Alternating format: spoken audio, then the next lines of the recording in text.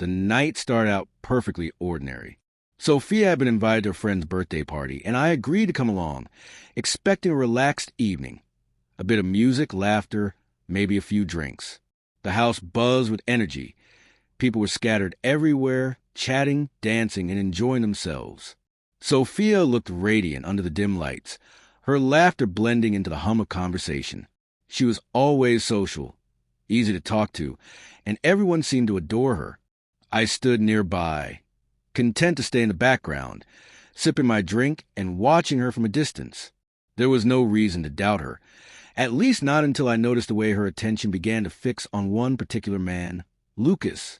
I'd heard the name before, maybe from her stories about group dinners or mutual friends, but I'd never paid much attention.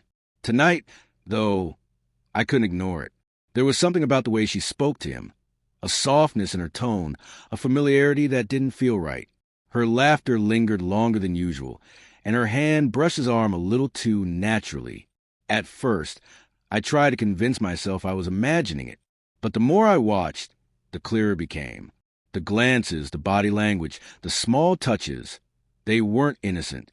A dull ache built in my chest, cold and heavy, but I kept my expression neutral.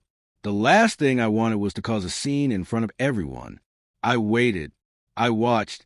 I let the discomfort settle in, patient and deliberate. Sometimes silence is more powerful than fury. When I finally decided to move, it wasn't impulsive, it was calculated.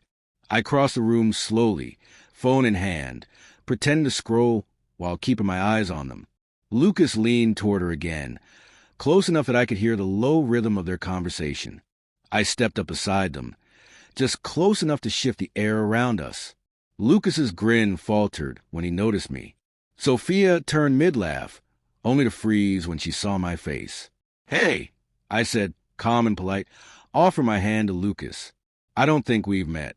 I'm her husband." The room seemed to fall silent all at once. Conversations cut off mid-sentence. Music dulled in the background. Sophia's face turned pale. Lucas's hand hesitated before shaking mine. The tension was sharp enough to slice through the noise. Sophia tried to mask it with a nervous chuckle, lightly touching my arm as if to smooth over the moment. But it was too late. The truth had already spoken for itself. "Let's get some air," I murmured quietly. She hesitated, then followed me outside. I didn't raise my voice. I didn't need to. "Do you realize how that looked?" I asked softly. She stumbled over a few excuses, her voice cracking beneath the weight of embarrassment. I said nothing more.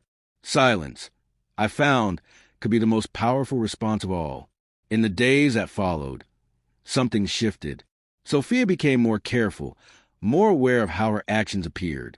Lucas kept his distance, avoiding even the slightest chance of another awkward encounter. That night didn't end in an argument or a scene. It ended with a line drawn quietly but unmistakably. Looking back, I learned something important. Control isn't about shouting or anger. Sometimes it's about knowing exactly when to speak, and when silence can say everything. Sophia never forgot that night, and neither did I.